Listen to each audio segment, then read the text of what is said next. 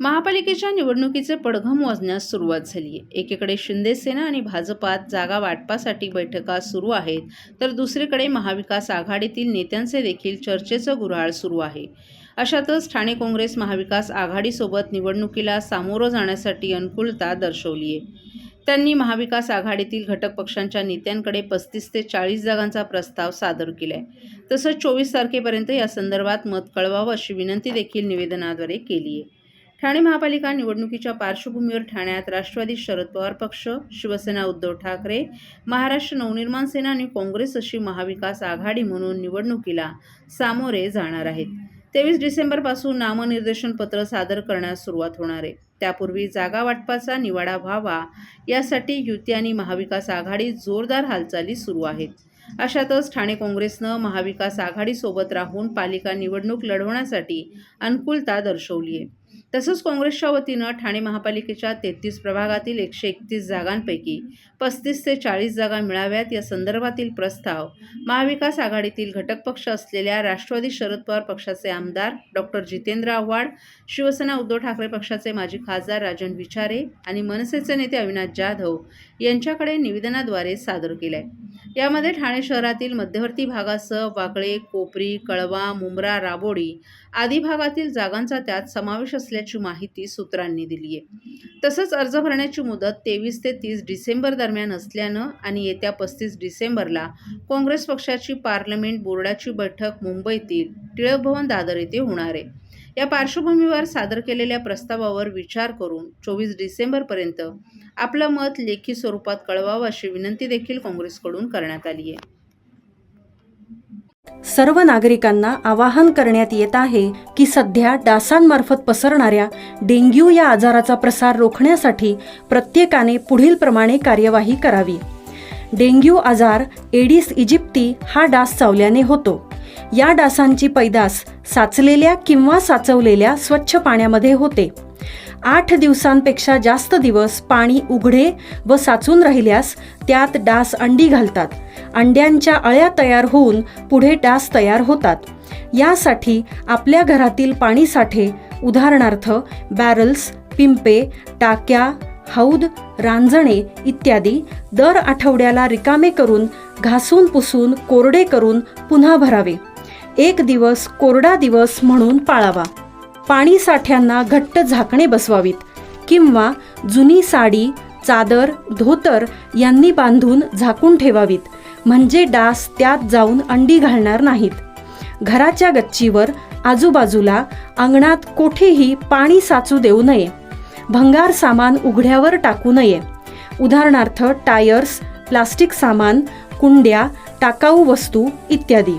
अशा सामानात पावसाचे पाणी साठून त्यात डेंग्यूच्या डासांची पैदास होते. घरातील कूलर्स, फ्रीजच्या पाठीमागील ट्रे हे देखील वेळोवेळी कोरडे करावेत. लक्षात ठेवा, नुसत्या फवारणीने डास घनता कमी होत नाही, तर त्यासाठी डास पैदास ठिकाणे नष्ट करणे ही आपल्या सर्वांची जबाबदारी आहे. कोणताही ताप अंगावर न काढता जवळच्या शासकीय रुग्णालयात मोफत औषधोपचार घ्या. अशा प्रकारे नागरिकांनी सहकार्य केल्यास डेंग्यूचा प्रसार रोखणे सहज शक्य आहे.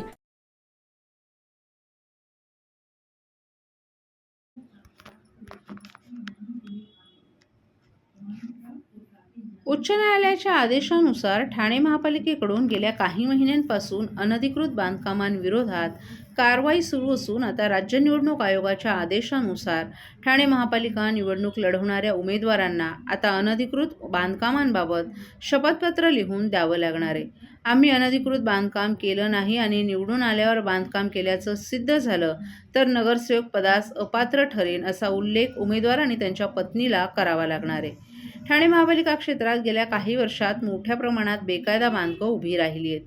8 ते 9 मजली इमारती भूमाफियांनी उभारल्या असून त्यावर पालिकेकडून फारशी कारवाई होताना दिसून येत नव्हती. यातील काही बांधकाम प्रकरणी उच्च न्यायालयात याचिका दाखल झाल्या होत्या.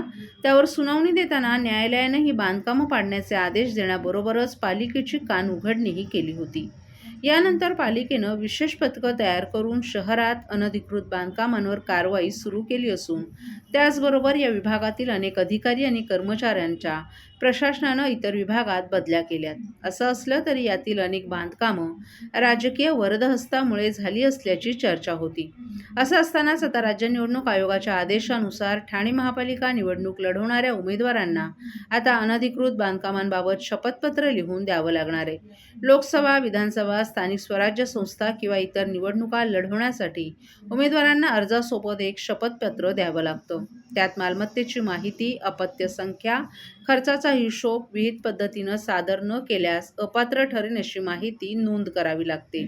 त्यासोबतच आता आम्ही अनधिकृत बांधकाम केलं नाही आणि निवडून आल्यावर बांधकाम केल्याचं सिद्ध झालं तर नगरसेवक पदास अपात्र ठरेन असा उल्लेख उमेदवार आणि त्यांच्या पत्नीला करावा लागणार आहे.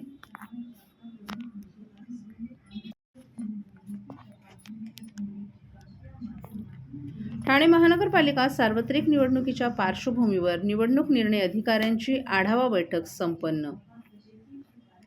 आगामी ठाणे महानगरपालिका सार्वत्रिक निवडणुकीच्या पार्श्वभूमीवर निवडणूक अधिकारी तथा प्रशासक सौरभ राव यांच्या सूचनेनुसार उपायुक्त निवडणूक उमेश बिरारी यांच्या मार्गदर्शनाखाली ठाणे महानगरपालिका निवडणूक प्रक्रिया पार पाडण्यासाठी प्रभागीय आयुक्त करण्यात आलेल्या निवडणूक निर्णय अधिकारी, सहाय्यक निवडणूक निर्णय अधिकाऱ्यांची पूर्वतयारी आढावा बैठक आज महापालिकेच्या नागरी संशोधन केंद्रात पार पडली.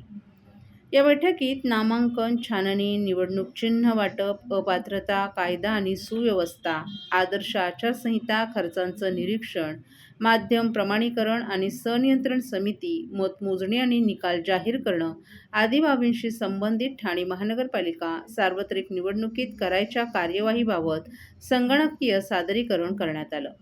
ठाणे महानगरपालिका सार्वत्रिक निवडणूक ही मुक्त, निष्पक्ष आणि निर्भय वातावरणात पार पाडावी यासाठी प्रशासन सज्ज असल्याचं यावेळी स्पष्ट करण्यात आलं.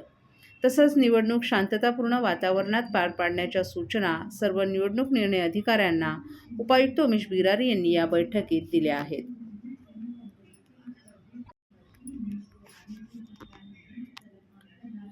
यशवंत सेनेचे सरसेनापती माधवभाऊ गडदे यांचा शिवसेनेत भव्य प्रवेश.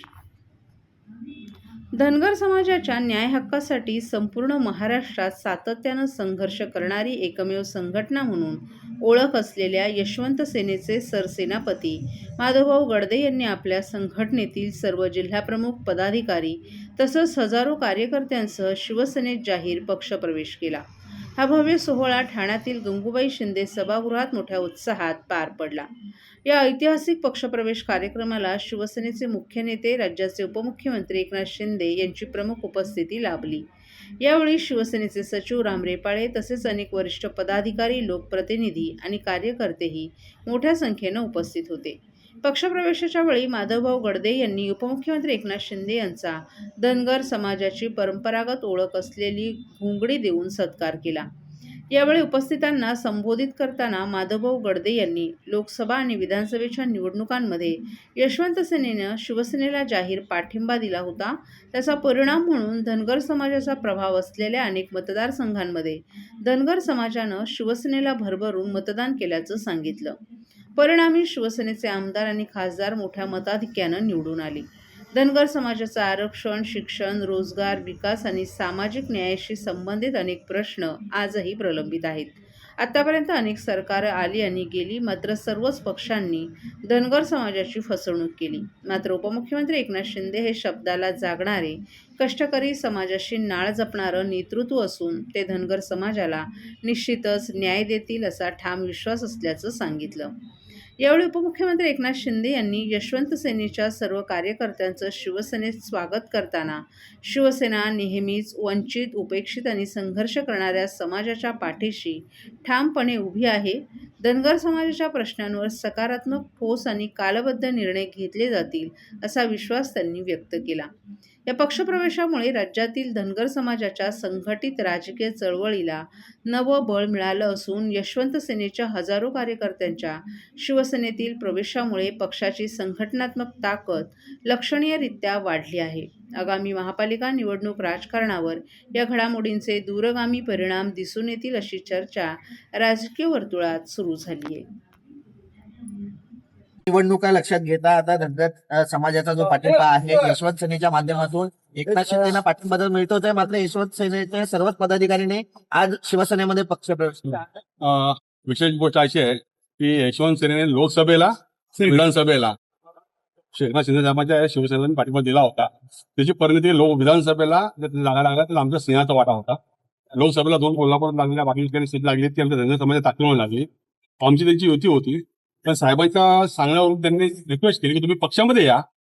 फक्त मी प्रवेश केलाय, माझी संघटना आबाधित आहे, पण मी आल्यामुळे माझ्या सगळ्या संघटना म्हणजे यशवंत सेना शिवसेनेबरोबर आहेत. भविष्य काळामध्ये जे नगरपालिका होतील, ग्रामपंचायत होतील, झिडपी होतील, पंचायत समिती होतील, आमदार किंवा खासदार होईल ते यशवंत सेना शिवसेनेबरोबर असेल. इथं एकमेव कारण आहे ना, या महाराष्ट्रामध्ये आता विश्वास ठेवणारा नेताच नाहीये. महाराष्ट्रामध्ये धनगर समाजाची सगळ्या पक्षाने फसवणूक केली. फक्त हा एक चेहरा अस्वस्थ असा चेहरा आहे की ज्यांनी दिलेले शब्द पाळलाय. आणि विशेष गोष्ट सांगायची की जो मराठा समाजाला छत्रपती शिवरायांच्या पायाला हात लावून शपथ घेतली की मी मराठा समाजाला आरक्षण देईल आणि 10% आरक्षण दिलं, तर ते एका विषयावर आम्ही त्याच्याबरोबर आहोत. आमच्या धनगर समाज ऍक्च्युअली आरक्षणाचा विषय आहे आमचा. आमचे खूपचे प्रश्न आहेत, मेंढपाळांचा प्रश्न आहे, खूपशा आमच्या वस्ती म्हणजे आमच्या मुलांना शिक्षणाला अजून जागा नाहीये त्यासाठी प्रश्न आहेत. तो आपापली पोळी भाजतोय, पण अस्वस्थ आणि सर्वसामान्यांचा नाथ म्हणजे एकनाथ, आणि त्याच्यावर आम्ही चाललेलो आहोत. ओके.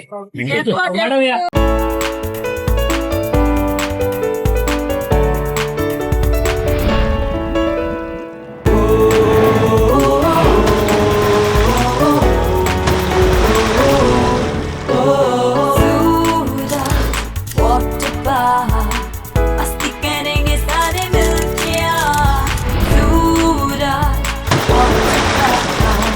मस्ती करेंगे सारे मिलके सूरज वाटर पार्क सब मिलके नाचे गाए मस्ती में आज. सूरज वाटर पार्क धूम मचाते सब मिलके आज.